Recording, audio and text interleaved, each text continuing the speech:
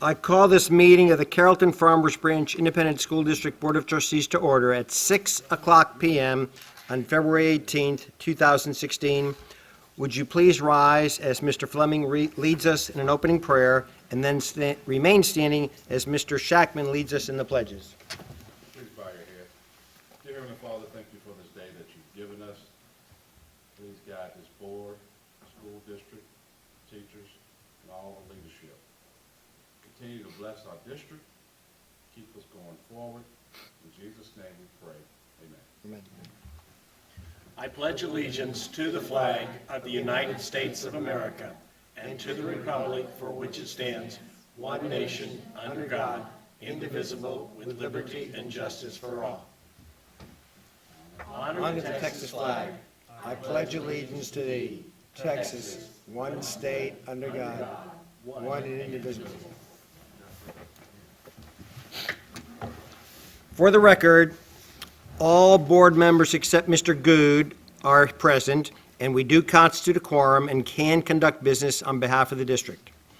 As required by Board Policy BBD Local, at each meeting of the board, the name of each board member who has completed the required training, who has exceeded the required hours of training, and who is deficient in the required training as of the date of the meeting, before any vote of the board is taken, shall be announced, and the minutes shall so reflect.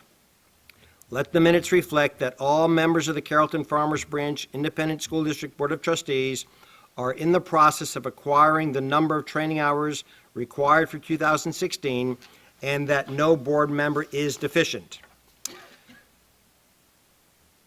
And now I'm deviating from Mr. Good's script. So I won't say, that being said. We will now proceed with the following agenda item. Agenda item 2, closed meeting as authorized under Texas Government Code, including but not limited to Section 551.07, consultation with attorney, 551.072, real property, 551.074, personnel matters, 551.076, security devices, 551.082, school children district employees disciplinary matter or complaint, 551.0821, personally identifiable student information, and 551.084, investigation. Pursuant to Texas Government Code Section 551.071, consultation with district's legal counsel regarding pending litigation against the district and possible settlement regarding civil action number 3:CV-CV-01413-B, pending in the United States District Court for the Northern District of Texas. Ladies and gentlemen, the board will now recess and relocate to room number 150 in order to go into closed session. You are welcome to remain here in the boardroom to await our return at the end of our closed session. This meeting is recessed at 6:04 p.m. Strike the gavel. Ladies and gentlemen, I reconvene this open meeting at 7:03 p.m. on February 18, 2016. Board members, is there anything discussed during closed session meeting that requires board action at this time? Ms. Klein. I move that the board authorize legal counsel to engage in settlement negotiations to resolve the litigation pertaining to Ruben Zavala in civil action number 315-CV-0413B, pending in the United States District Court for the Northern District of Texas. A motion has been made. Repeat the motion.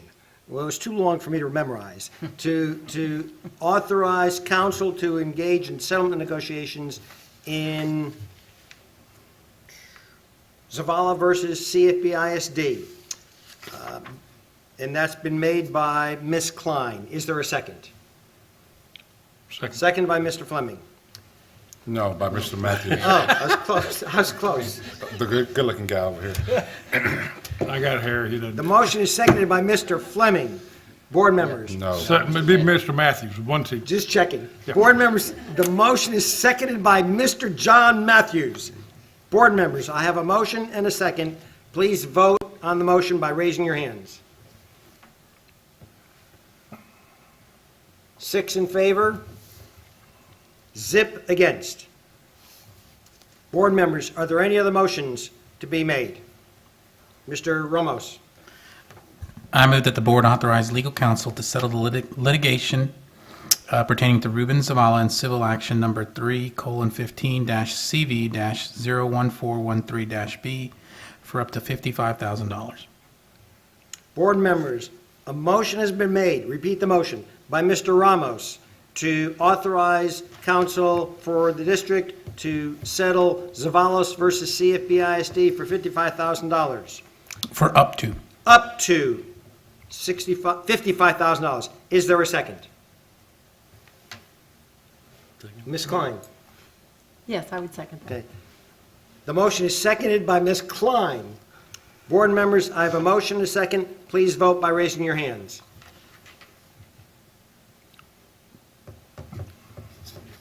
That motion carries 5 in favor. Mr. Fleming, are you voting, abstaining, voting against? Abstaining. 5 in favor, 1 abstention. Board members, do you wish to make any comments at this time? Well, since, For our next agenda item, I will be thrilled to turn the meeting over to Dr. Burns. Yay!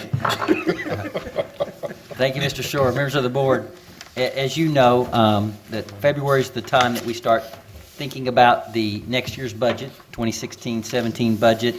And so tonight's work study is about what are the priorities that this board has that they want to see in the budget that obviously helps us reach our goal of high achievement. And so at this time, we're going to reconvene at the square/round table down here so that we can have a better discussion regarding that. And then at that time, I will turn it over to Ms. Tillman for her first official work study without Mr. Hyatt. So we are ready to move down to the floor.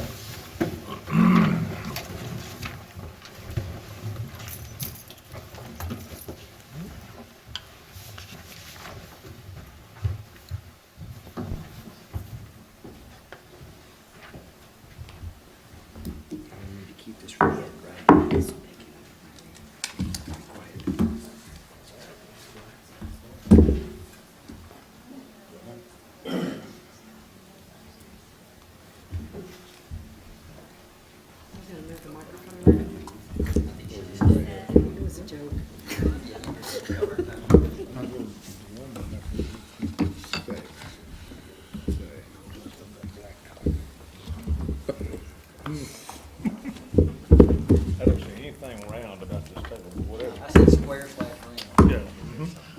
John, we're sitting around it. That's right. It's square that we're around. Point taken. Ms. Tillman? We're all yours. And I wasn't nervous until you mentioned that I didn't have Mr. Hyatt here as backup, so we'll see how it goes. yeah. This evening, before we start our conversation about the 2016-17 budget, we wanted to take a minute and just remind you about our past 2 budget cycles as well as our operations over the past 3 years, just to set where we're at currently. So this is our general fund up in the left-hand column. This is our adopted budget for 2014-15. You can see we adopted a $10.6 million deficit budget in 14-15. In 15-16, we adopted a $6.9 million deficit budget. We finished up our financials in January and had those approved by the board. Our actual results from 14-15 was a $1,198,410 increase in our fund balance. You can see that in the bottom left-hand corner. That was a result of a 2.5% positive variance in our revenue estimates. So our revenues came in slightly over what we had originally projected. As well as on our expenditures, we had a positive variance in our expenditures as well. We came in about 2.9% under what we had projected for 14-15. Just for your information, I put 13-14 and 12-13 actual results as well in the corner. You can see in 13-14, we actually realized, there's parentheses, so that was actually a reduction in fund balance of $3,904,580. Our original budget that year was $7.6 million deficit. In 12-13, again, we utilized $408,630 of fund balance. Our budget that year was just over $10 million. Yes. We were off, we underestimated revenue by 2.5% Yes, for this year, for 14-15. 14-15. What would cause us to underestimate revenue? Isn't that, I understand expenses, but revenue would seem to me to be something that we should be able to get a real precise number on. Well, we have some things that happen from time to time. For example, in 14-15, we submitted an audit of our prior year property values. And so we actually had a prior year audit adjustment from the state of about $1.5 million. We didn't know how much that was going to be or what year we would actually submit that audit. So that's revenue we didn't budget for. We also have SHARS payment on our federal funds. There's a 24-month lag in that payment. So we're not comfortable budgeting a full amount on that, so we always leave some cushion in there. On our tax revenue, there's typically a cushion in that number because we never know how many lawsuits we're gonna have and what adjustments we're gonna have on our property value. So we don't budget the full amount that's certified because we know typically we're gonna lose. Okay, so these weren't surprises, they were just things that came in better than? Yes. Okay, okay, okay, Windfall for us because they keep Okay. it better than okay, all right, thank you, I'm sorry. Okay, so going on to 15-16 right now, just based on our current activity, we're currently right now with our revenue sources looking like we're gonna be slightly over our estimate. It's a much less amount, it's less than 1%, which is just 1.6 million. And then on our uses of funds, we're also trending under what we budgeted, which is 1.5%, so a little over 3 million. And we believe that these results of operations show our district's commitment to operating as efficiently and as effectively as possible over these years, where we've actually been close to operating within our resources. Although we budgeted deficits in those years, we do make commitments throughout the year to try to bring that number down. Yes? Why has the TIF payment gone up? The values have grown significantly in the Irving TIF, and that payment has a one-year delay, so this increase was from the prior year, but we've had double-digit increases in the Irving TIF. The major components of our general fund 2015-16 budget, you can see local, which is largely property tax, is almost 75% of our general fund. Our expenditures, as you know, payroll is our largest item. We back out the TIF payment because most districts do not have a TIF, so it skews our percentage a little bit lower than if you're comparing to other districts. So without the TIF, we're at 82.62%. The TIF payment is just over 9%. Utilities and transportation 5%, maintenance, custodial supplies, technology, appraisal, and contracted services. Those are some of our larger line item budgets. And Ms. Tillman, before you go on, the TIF, remember we have two, and that's including both. Three. Yes, it's all three. All three TIFs. Very small. So we have one really small, but that's all of them. We want to walk you through quickly the change in our 2014-15 original adopted budget and our 2015-16 original adopted budget. On state funding, during the 2015 session, there was an increase in the basic allotment that did yield $5.1 million for the district. There was also $2.7 million that was called a hold harmless offset that came from the increase in the homestead exemption. The state is holding us harmless for that loss in tax revenue.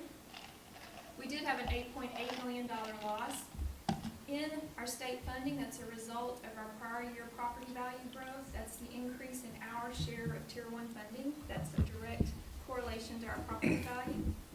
There's a $1.1 million increase in our TRS on behalf. That's not revenue we really have access to because that's just, there's an entry we make for revenue and expenditures, and those always equal because that's the amount the state is contributing on behalf of our employees, but we have to record it on our books. Local, we did have significant increase in our property values of $9 million. keeping in mind that our TIF payment is going up partially from this increase, so we lost almost half of that in the increase in our TIF payment. SHARS is our federal reimbursement through our special ed program, and that did go up as well by $900,000. Oh, Yes. it went up by 900,000? Mm-hmm. What's is it normal 1.5 or something like that? On the For the SHARs each year for we're reimbursement? actually up to a little over $3 million. 3 million, Mhm. gotcha. We're requesting significantly more right now in our reimbursements. So, gotcha. How many more years on each of those three tips do we know? 18-19 is the last year. We'll make one more payment in April of 19. When we look at our expenditures, for our campuses, we provide them with a basic allocation on a per student basis. We didn't make a change in that amount. For our departments, we also didn't make a change to their allocation from 14-15 to 15-16. However, we do have a process in place where campuses can submit a request for additional funds. If there's something that they want to do that they believe is above and beyond their basic allotment, then they submit that request and it's reviewed by our Educational Services Department to determine if they want to fund that. Our payroll was our largest adjustment to our operating costs. The board did approve a 3% general pay increase, which was approximately $3.9 million. Also on payroll, it wasn't in our original budget, but the board did amend our budget, and we did provide for additional staff. The board authorized up to $1 million to be used to reduce class size waivers, and so we have used some of those funds that are not in our original budget. Technology improvements, we did lower in 14-15, we budgeted $7.5 million for our technology improvements. In 15-16, we lowered that and we budgeted $3 million, so there was a $4.5 million decrease. And then our TIF payment went up $4.4 million. That's a result of our prior year property value growth. Our fund balance, if you look at 2012, the 160 days in operations, you can see we have trended down from that point. 11-12 was the first year of the major state reductions. Going to 2015, which those are actual numbers, we're at 140 days, so we're well above our comfort level in reserves. 15-16, right now, that's just an estimate. So if we were to actually realize our $6.9 million deficit, that would take us down to 123 days. So that's what we believe is our worst case scenario, which is still above where we are comfortable as our limitation. We feel like that we'll end up somewhere in between, probably the low 130s, in between the 140 and 123 when we get to August of 2016. Each of you have a book in front of you, a 2015-16 budget book. This is your copy to keep. If you don't like paper copies, but this book is also online for any of you and also our public to access. It's under our Business Services Department under budget. We have 6 years worth of these books that are available for anybody to use, and actually many more than that I have on my desktop if anybody's interested. But as a board, we hope you're very proud of this document. It provides the public with a lot of information about our district, provides you with a lot of information about school finance and where we're at. And we submit this document to ASBO and to GFOA each year for review. And we have already received notification from ASBO that our 2015-16 budget book did receive the Meritorious Budget Award for the 14th year in a row. And this is a quote from their office that explains that the Meritorious Budget Award program promotes and recognizes excellence in school budget presentation and enhances school business official skills in developing, analyzing, and presenting a school system budget. After a rigorous review by professional auditors, the award is conferred only on school districts that have met or exceeded the program's stringent criteria. In 2014-15, last year, there were only 21 Texas ISDs that received this award, and we haven't yet received our award from GFOA, but we wanted you to have this information in hopes that you're proud of the district for continuing to commit the time and effort to this book. Staff across the district are involved in putting this book together. It has everything from ed services to food services to our capital projects, so it has all kinds of information in it. We hope that you take the time to review it and continue to support us in producing this document. Dr. Burns. That's really Yes, good sir. stuff. It's not going to surprise you, but another department under your tutelage, or despite your tutelage, is doing fantastic. Congratulations. This is 21 districts statewide. This is pretty good. And Mark's gone, so take all the credit. Yeah. You get it, you get Credit it. goes to business office staff, for sure. Okay, so that was just a whirlwind review of where we're at and where we've been, bringing you up to 2015-16. Now, we're ready to start our conversation about 2016-17. So we'd like to start an activity with our team of 7 this evening, and we would like to get you as board members and the superintendent to talk to us about what your expectations and priorities are for the 2016-17 general fund budget. So what we'd like you to do first is we'd like for you to take this sheet of paper, and we'd like to take 5 to 10 minutes, and we'd like you to think about what your expectations are for 16-17, and go ahead and write those down. Anybody need a copy? Because I got a few extra here.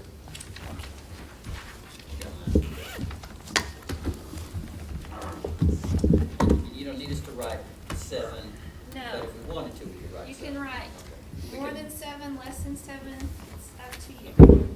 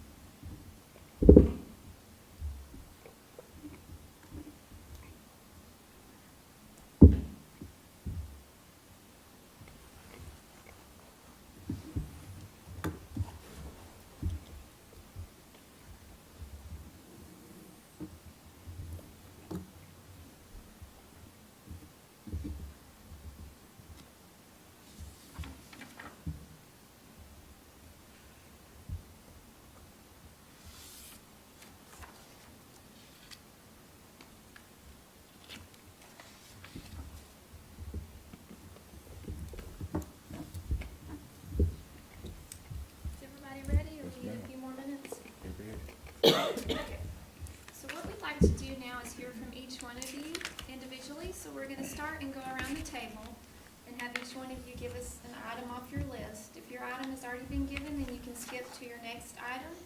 At the point that all of your items have been identified, you can go ahead and pass until we make sure everybody has all of their items listed.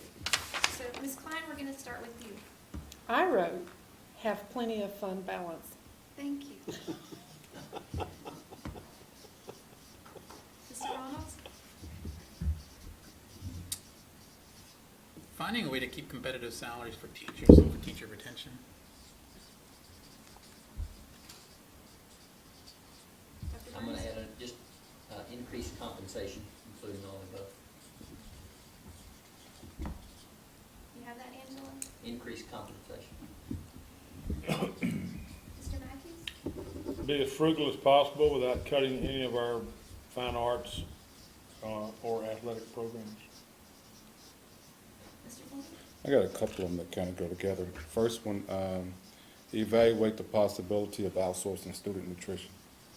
And then the second one would be evaluate the possibility for outsourcing janitorial and maintenance. See what type of savings that would bring to the district. To outsource maintenance. Yes. Janitorial and maintenance. Mr. Short?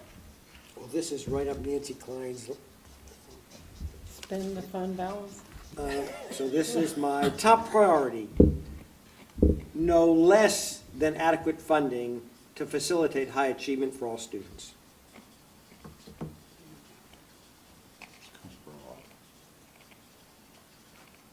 Means pay so they can get what they need. Mr. Shackman? My top priority is to find a way to provide more classroom instruction targeted at remediation. Can you repeat one? More classroom instruction targeted at remediation. Ms. Klein? This may be under one Angel's already got, but I wrote continue 5-year anniversary longevity awards. Can you start that for the board members? Mr. Ramos? I wrote down something about maybe being a little bit more inclusive, maybe setting up some sort of a multicultural diversity committee. Dr. Burns? Professional development and training.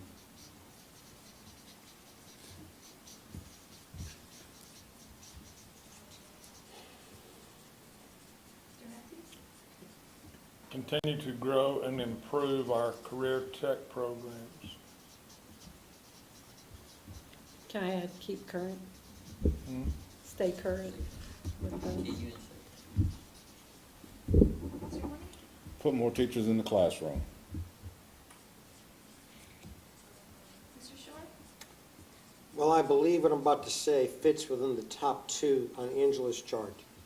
Adequate compensation for all staff members.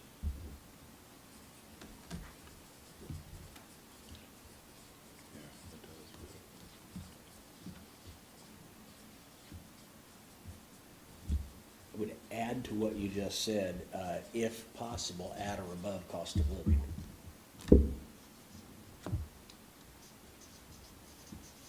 I think adequate Yeah. Probably would incorporate that. Just I don't think something more to measure against. Okay, we're gonna collapse them. When and we, get excuse me, everybody's when we list. say staff members, are we including anybody gets a paycheck in this district? If not, I would like. That's what I meant to include. Okay, Full-time employees. full-time employees, whether custodials or calculus teachers. Okay. Mr. Shackman? Maybe not the football coaches.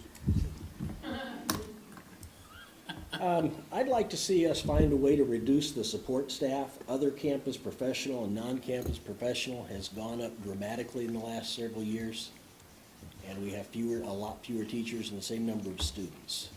And we've got to find a way to start hammering away at some of this budget deficit. Okay.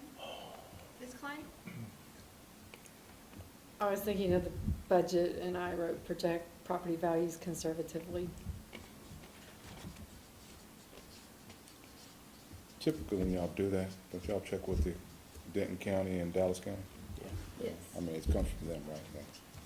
So, Mr. Ramos? I think it'd be nice to get some information as to what it would cost to, I guess, some sort of a plan to project improving the technology that we have. I saw some of those things that were really interesting in the video, that last presentation. I'd like to get an information about what it actually is gonna cost, or what some sort of plan down the line to be able to implement that.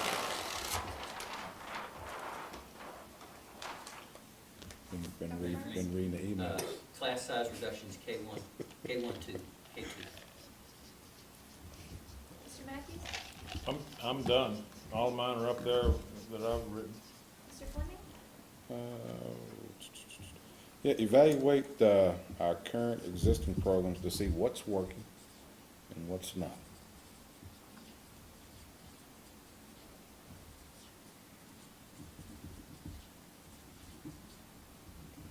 Mr. Shore? Increase the number of students learning a second language.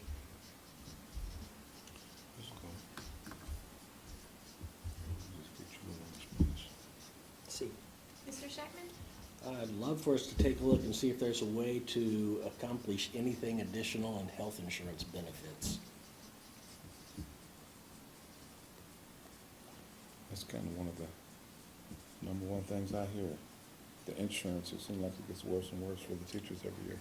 It's Obama's fault. I know, everything's his fault. Ms. Klein? Pass. Mr. Ramos? Pass as well.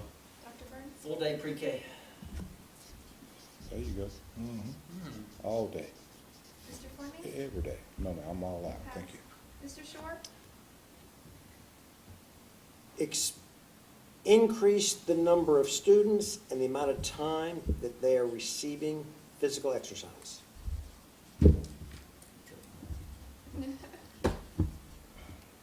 Yeah, I was gonna say that too. No recess for elementary kids.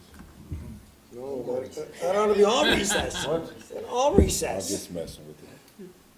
Mr. Scheckman? I'd like to see us conduct the Texas Association of School Administrators has a curriculum audit, and we need to apply and do one of those audits in our district.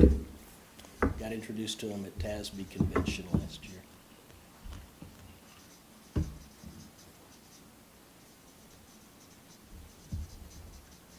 Ms. Klein? Pass. Mr. Ramos, you pass. And Dr. Burns? Good.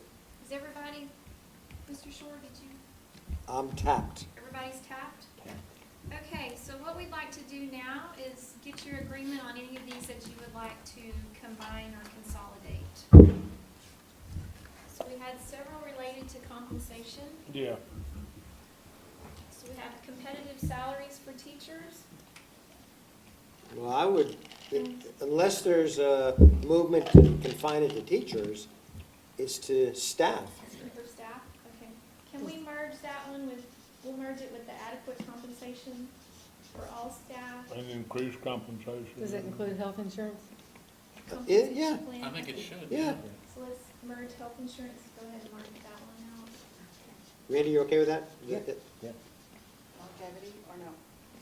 Be okay with this Yes, merging? yeah, the fringe benefits or the lack of fringe benefits, all goes into that umbrella. Okay. Make it easier. Now let's just line it up, see what right. Are you okay, Mr. Fleming, with us merging outsourcing student nutrition with just exploring outsourcing and including your mechanical and maintenance on the same? Sounds good to me. Okay, so let's merge that and just add nutrition to that one. Right there in the middle. So you're gonna cut all these people that been working here for a long time. Now, they still keep their jobs, but they're at a different post. Absolutely. With the savings coming back to the district. All right, I don't think there's any other we can combine. What about all-day pre-K and class size reduction? Somehow, class size and duration? Does that go with PE? Yeah, Yeah, yeah. I'm thinking something maybe like, student life or student curriculum. Is it- I'd be okay with us saying, Or recess. looking at K1, 2, and pre-K, Yeah, that would- instructional strategies regarding class size. But pre-K is, especially full-day pre-K, that's kind of a beast of its own, especially the way the legislatures and the. Governor. Yeah. I don't think there's any others. Does that reflect Yes. what you? Okay. So I think we've combined as many as we can. So what we want to do real quick is take a look at our previously identified priorities that we've been using to build our past budgets. And we want to see if there's anything up here that we might want to add, or if we've covered all of these items. One thing we did mention was performance pay when we talked about compensation, technology facilities, and future commitments to instructional improvement. We addressed all of these. Would you like us to add performance pay to our compensation priority? I'm inferring from your comment that you're referring to if the district achieves a certain rank with ERG, historically, past couple of years, then every full-time employee would derive a financial benefit from that. Yes, sir. Okay? That is our performance plan. The district plan, it's not an individual. Not an individual. No, it's performance. Yeah, district-wide. Oh, get it. It's district-wide. Yeah. Are you asking to, do we want to excise that, or are you asking, is there a sentiment that that would be maintained? Is this still a priority for the board, that we maintain performance pay? I know it is for one of the 7 of us. Yeah, I think so. Okay. I think it should go with compensation. Yeah, on- Right. we could go back to little pins. I'm sure they're thrilled to get those pins in October. Okay. So is everybody happy with our list that we have? So what we're gonna do now is we're gonna practice our new voting structure. So each of you are gonna get 3 votes. And you're gonna choose your top 3 priorities. You can put all 3 on one. You can put 1 on one, 2 on one. Or you can Angela, how does only, cumulative voting work? Angela, where are you? or you can only use 1 if you would like. We have a short video if you'd like to watch. Pretty sure you know. Okay, so if you'll take your 3 dots and choose your priorities out of Okay, the so list the we ones provided. that crossed out are obviously consolidated over here. Yes. So everything else is an item by itself. Yes. Well, I'm gonna go with 3 on plenty of fund balance, Okay. Nancy. I knew you would. After you finish voting, we would like to take a 10 to 15-minute break, just so we can move some things and regroup. If that's And we'll- okay with we'll- Mr. Shore. And the polling company will poll the results. Exactly.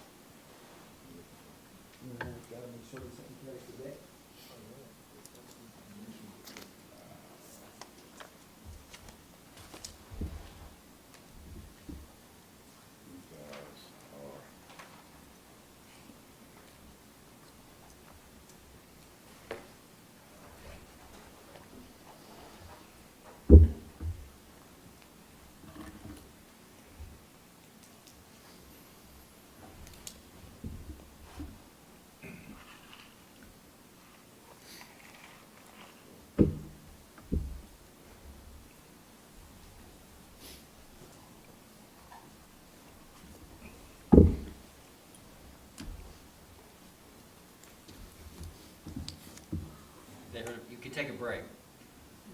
We're gonna take a quick restaurant Oh. break. Okay, recess. Recess. Okay, recess.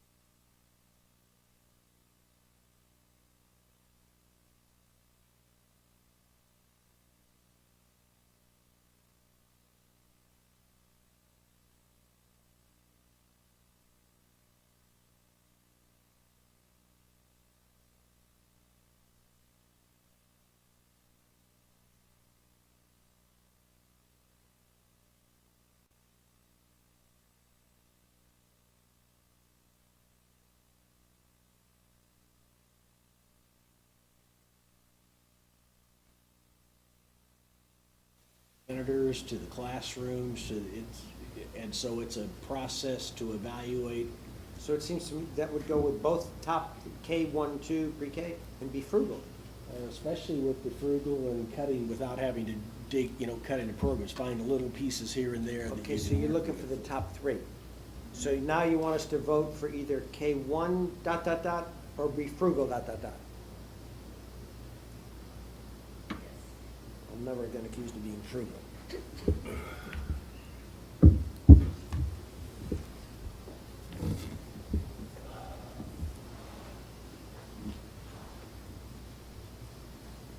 And you're saying. Come on, I wanna get home basically tonight. incorporates everything. You can combine those together. That's gonna actually Help us on this. figure out a lot of pieces. This one has less funding implications though than this one. This one, we could do relatively inexpensive. I think. It could be, yeah, I'm sure, it would certainly be less than having Yeah. pre-K all. Yeah. So you're saying this though incorporates basically all of these, except for the, Well, it is a way to evaluate all. Okay.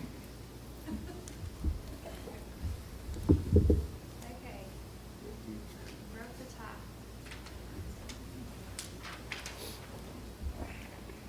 Okay, we appreciate your input into what priorities we're looking at for 16-17. What we like to do now is spend some time talking about some items.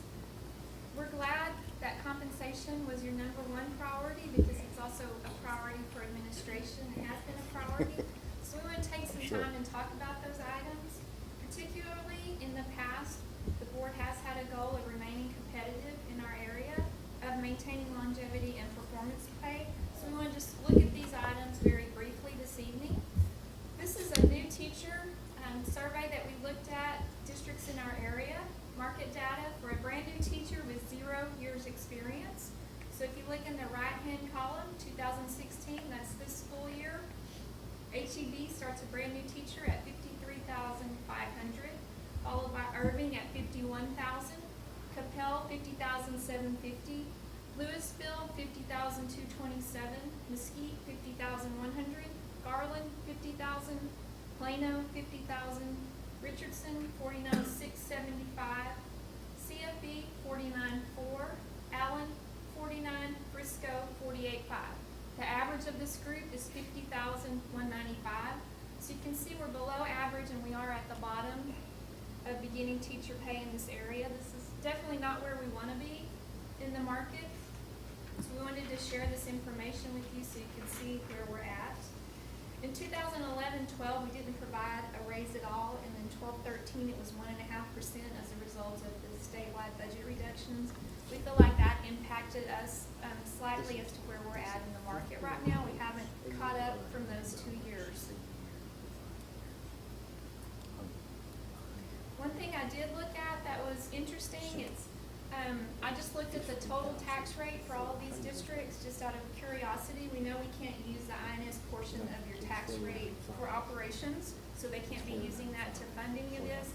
But out of all these districts, CFB does have the lowest tax rate by more than 6 pennies compared to the one that's closest to us. So again, it was just interesting to look at tax rates and see how we're doing in the area.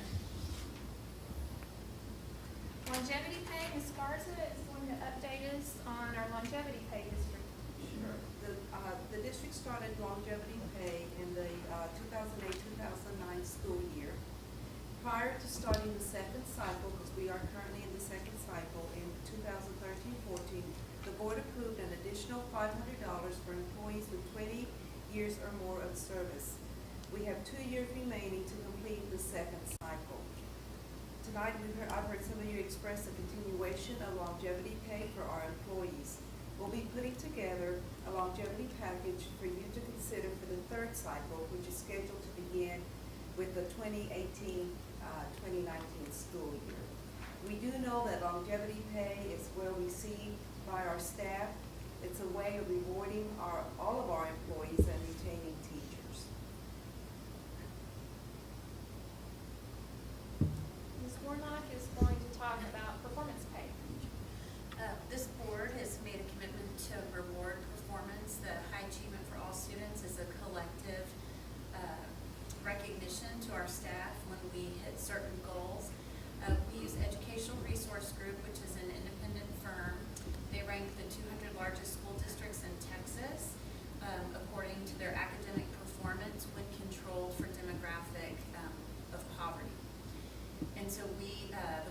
set as a goal that when we're in the 95th percentile, that there is a payout to all district employees who contributed in that year of achievement. When we're in the 90th percentile or above, then there's a $250 payout to the employees who contribute. If you look at the date of assessment, so that's the year that we take the STAR test, because the STAR test comprises a significant part of the measurement of what ERG looks at as they rank those districts on performance. So if you look at that date of assessment, that first year, 2011-12, the date of payment was 2 years after, 2013-14. We were in the 96th percentile that year, so employees received a $500 payment if they were here in 2011-12 and also here in 2013-14. We would like to bring to the board for consideration that 2-year lag time was put into place because of the time it took ERG to calculate the results. There was about a year delay between the time they received the data and the time of calculation, which would mean that for last year's data, we were in the 85th percentile, so we would not pay out for performance in 2016-17 based on last year's performance. We'd like to bring to the board the recommendation that now that ERG has fine-tuned their processes, they're able to get us the data more quickly, that we shorten that gap to where the payout would be in the following year, so that you would be looking at 2016-17 and using 2015-16 results for that performance pay. We think that that would be a more immediate reward for employees and would help incentivize that, and then also help the business office processes be more efficient as we're looking at a 1-year overlay of employment instead of having to find who was here 2 years ago. So that will be something that we're also bringing forward for your consideration. So, Ms. Warren, just for clarity. Yes, sir. So we would build in the budget 16-17, the performance pay amounts that you said in the past, but they would be based on the 15-16 this current year. So that's the way we'd like to build in the budget. Of course, that's, the budget will come later, but give you some time to think about that.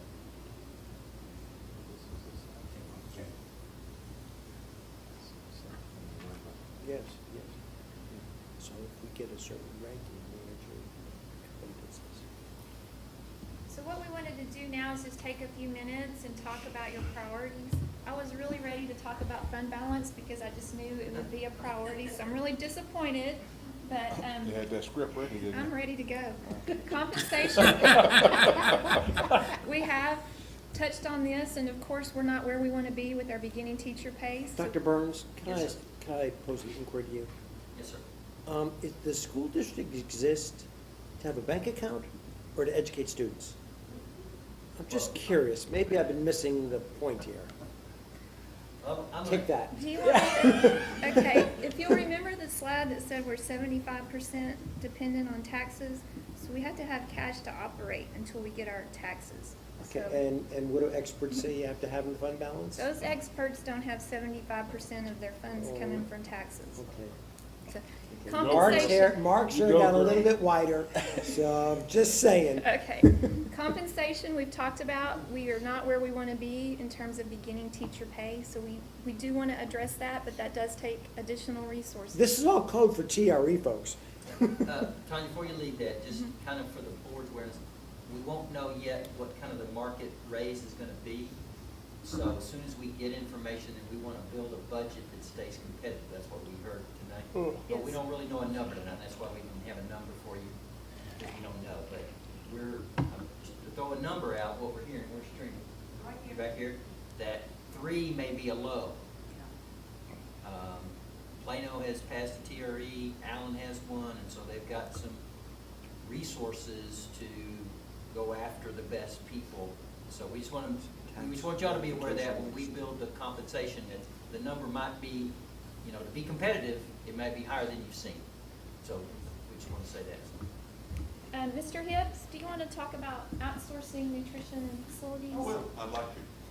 And again, this is live TV, so we Okay. never knew what was going to come up, so I do not have a presentation prepared, but I am willing to speak on it. And I only have a limited number of words for the day, so if I break into limerick, just tell me I'm out of words. So, a guy that I know and admire says a lot, better before cheaper. So, and we will pursue whatever you guys want to pursue. But want to give some thought and maybe outline some things perhaps you haven't thought of. Heard people talking at the beginning of our meeting about our October banquet where we have our longevity and we talk about, we give each other their pins for their years. A very large group of those are my guys. And you will see that it is the heyday of the year. They're very happy about it. They're thrilled about being there. They are also the mainstays of our community. Their kids go to our schools. They are reflective of our community. They love our teachers. They love what we do. They're committed to what we're doing, and especially our custodial staff, maintenance staff. By and large, I can remember sitting in a retirement banquet a few years ago, and one of my painters that was retiring after, I think, 38 years, his daughter, he brought her, she had first generation college, was back here, and she was a teacher at Turner. So these are the kind of people that you're working with, the kind of people you're talking about. Another thing too, you probably may not realize, but we do outsource a large portion of our activities. A lot of our heavy plumbing, a lot of our HVAC items, a lot of those things, we do buy those outside and are competitively bid. We are always constantly working at trying to be right-sized. We want to be the appropriate size to where we can respond quickly, but on the same token, I cannot staff my HVAC department in a condition to where I can respond in August to all the needs and keep those people through October, because the needs will change, the response times will change, all those things are always fluid. Right quick, before I move on from food service, look at food service if you want to, those guys are making money. Their fund balance is good. All you're gonna do is shift that to another pocket if you change, if you outsource food service. Those guys are solid, they put out a good product. We have very limited staff problems. So that's something you can look at. There's a lot of good companies out there that might want to do that. But there again, we're just going to be shifting pockets because their fund balance is growing. Dallas County Schools is an outsourced group that we use. They are a school district, but they provide the transportation for our district. They are kind of the epitome of an outsourced group. A large number of our drivers and different people have been employed by the district a long, long time. A lot of them were employees for the district before we contracted with Dallas County Schools. There is no other group that gives me as much frustration as those guys. There's also no other group that we're seeing escalating costs as quickly as with Dallas County Schools. There is no other group that I've had more pointed meetings with than with Dallas County Schools. So even though by and large are the same people, by and large I hold them and keep them as if they're one of my divisions. They're not. And they're harder to handle. Luckily, in our service center, I've got a large group of people that are from CFB and know how CFB operates from a transportation standpoint. Those guys are back. About 3 years ago that we started the year, no one in that front office were people that I had seen before, people that I knew. Our performance dropped significantly. Better before cheaper. A guy I like a lot says that a lot. So if you give me a target or give me something you want me to shoot for, I'll be happy to direct in that fashion. I've worked at a school district that has outsourced our maintenance and custodial. Rank and file staff was not happy. Our rank and file staff love our people. I'll be the first to tell you, yeah, we do a lot of stuff that's above and beyond. And yeah, we pay for it. Because one thing, they stay with us a long, long time. And we keep them a long, long time.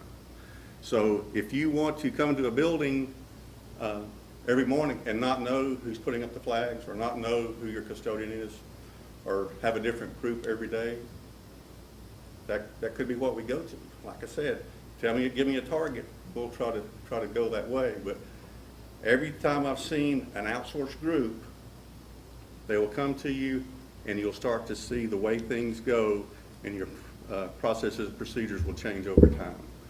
You'll see usually very limited changes the first year or two, then you'll see significant changes, and after time, you get to a point you can't go back. You outsource transportation, you outsource your food service, you outsource your maintenance systems. It's hard to ever get back into your own control. So like I said, we'll do what you want to. That's my 2 cents without a limerick. So I'll entertain any other questions. Well, I just want to add to Mr. Hibbs. I think most of you know how passionate we are, and myself included, about our people, and that's why they were included in that performance pay, because they do, even if they're cutting the grass, they feel like they have an impact on achievement, and they work. They're the hardest working people that you'll ever find. So we may be able to save some money, and we'll look at it because it was one of your priorities, but I do want to be passionate about you that those people are committed to CFB, and I don't know that you would get that if they were outsourced. So, thank you, Mr. Hibbs. Well, I think our people take ownership of this district, and the people who come here and the kids who come here and the staff members who, they take pride in ownership of Well, this district. and what I've seen is a lot of the PTA and Booster Club meetings where they're picking up and everybody else packs up and leaves. You know, they're having, it's not things that are scheduled or planned, but they're not going to leave the school in a mess. Right. You know, when you've had cake and punch and, Who's gonna leave it in a mess? well, like as a PTA volunteer or booster volunteer, you don't know where the dumpster is. So you're just trying to find where to put your trash, kind of like our dinner tonight. And the reason why I brought it up, because there's a lot of great models out there regarding outsourcing. I mean, it's nothing new. Federal government does it, city government does it, state government does it, municipalities does it, hospital districts does it. And as far as the maintenance, you got City of Houston, that's a prime example. Houston ISD, you got Louisville ISD, you have Stafford ISD, and it's working well for them. The bottom line is, whatever your core service, our core service is educating kids. That's what we do best. So we have to stick with what we do. Now, as far as nutrition, there's a lot of companies. There are nutrition companies, that's all that they do. There's no way that we can do nutrition cheaper than an outsourcing company. There's just no way. Because that alleviates us from the legacy costs, all those costs in the end that you will have with a seasoned employee. I mean, it works well for a lot of entities, but we ought to look at it when we start talking about having a possible TRE. I like to be able to exhaust all possibilities before I go before the taxpayers and try to ask them for some more money or raise some taxes. There's a lot of great examples out there. We ought to look at them and engage them. Same thing, in 2012, I suggested that we outsource SHARs. Now we get $2 million a year extra in the general fund. That comes back, that's outsourcing. It's the same principle. I wanted to make one more point too, as far as the outsourcing. One of the main reasons why a lot of people outsource is just the procuring and outsourcing and recruiting of personnel. Like I mentioned in our first talk, is our people that work for us live here.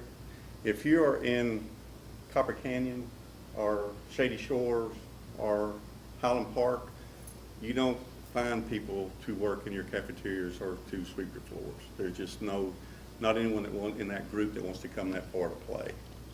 So that's where we're unique, and that's where we're very fortunate, is to have those guys that live down the street from us. Ms. Warnock, you want to move to the third priority? Sure. I appreciate the board seeing really the value in strategic lowering of class size for our kindergarten, first and second grade. Those of you who were at the board work study that we did last year at Landry Elementary and had the chance to walk into those classrooms, see what teachers are managing in terms of small group instruction, being able to read every day, conduct intervention, and know how many hairs are on the heads of the children that they're serving, and too, where we're learning, setting that foundation for literacy particularly, and numeracy is really critical for us to be able to do that. Pre-K, looking at full-day pre-K, we see the research over and over touts the benefits of full-day pre-K, particularly for students of poverty. We serve 65% of our children in our district come from homes with limited resources. So expanding that opportunity to full-day pre-K. Right now, we are at a half-day model, and that would give us more time to have students more school-ready to begin their kindergarten years, and we see far-reaching dividends of that in research. So I think those would be initiatives that we would definitely support and be happy to bring you more information, more research about.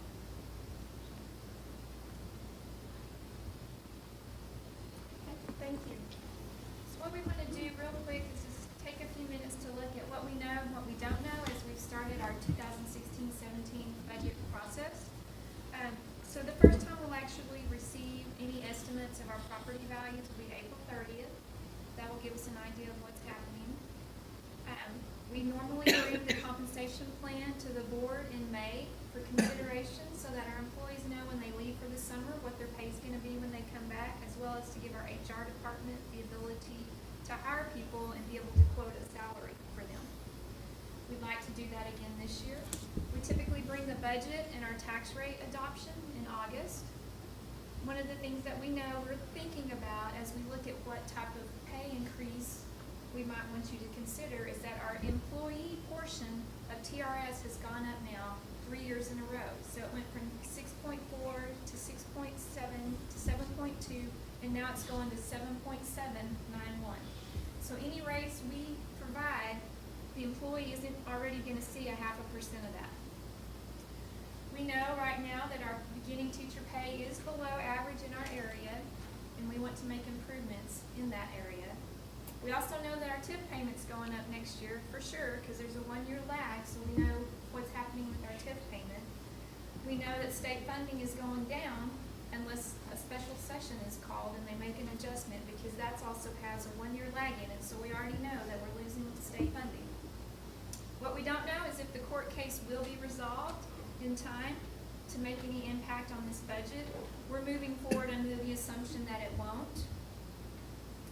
We don't know if our property values are going to increase at a rate to offset our loss in state funding. So when you saw that $8 million loss in state funding, we're hoping that our taxes go up enough to offset that, just to keep us even to where we're at. Yes, ma'am? Does the homestead exemption rebate or whatever the state gave us, is that an ongoing yearly amount? That's what they have indicated, is that we will continue to be held harmless for the difference between. Until I take it back. Right. So, but there's been other things that we're supposed to continue that could happen in special session. Gas prices.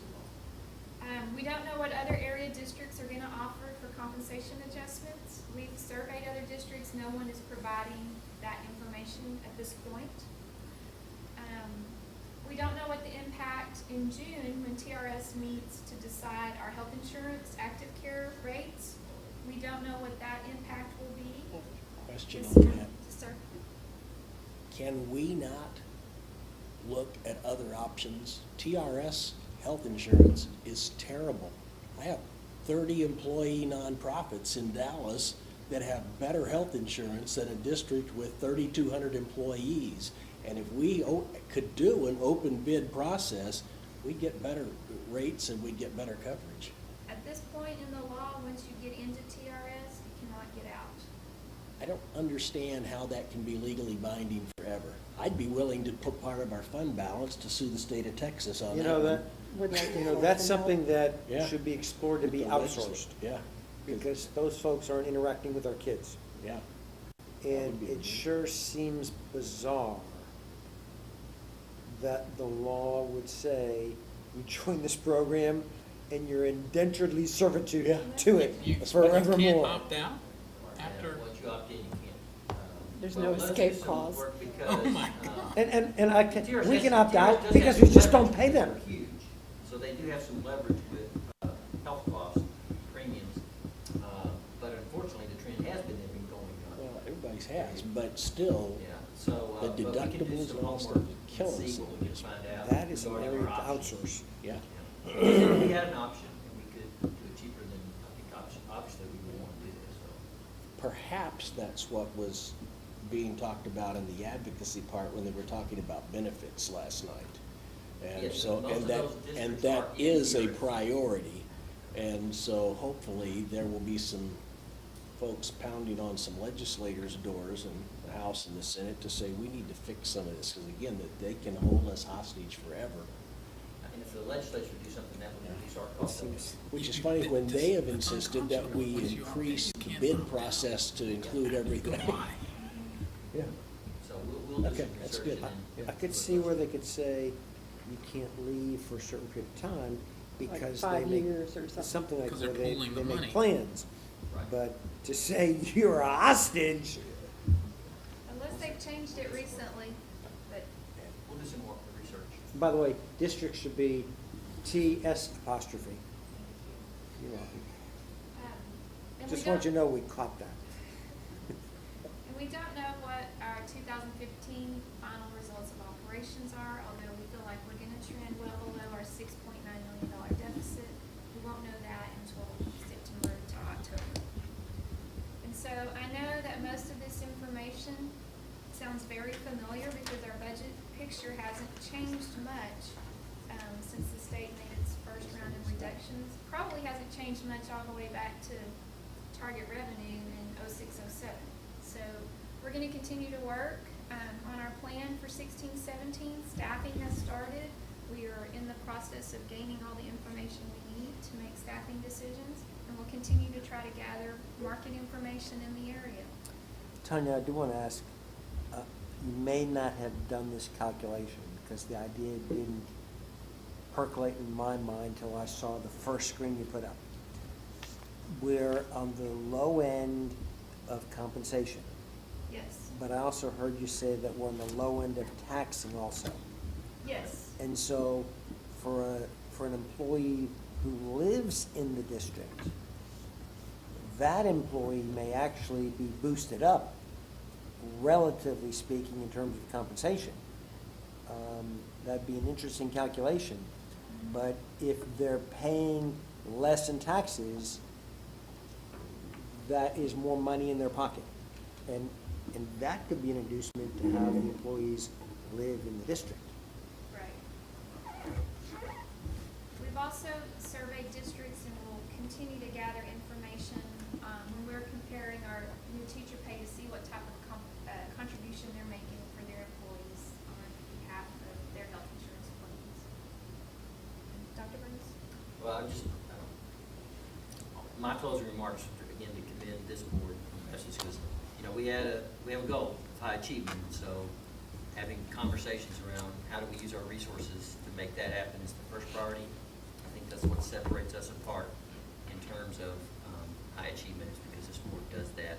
And if we always want to be efficient, we always want to be as frugal as we can, but not forget that our goal is high achievement. And I think Mr. Shore said it, our goal is for kids to learn. It's not to be the lowest spending per se, but we want to be the most efficient with the highest results. Absolutely. So thank you for your work tonight. Mr. Shore, turn it back to you. Board members, any of you have any comments on posted agenda items? Well, the sage words of Mr. Good. Hearing none, seeing none. Hearing none, seeing none, and having said that, by my determination, we have reached the end of our agenda for this evening, and we are adjourned at 8:21 PM.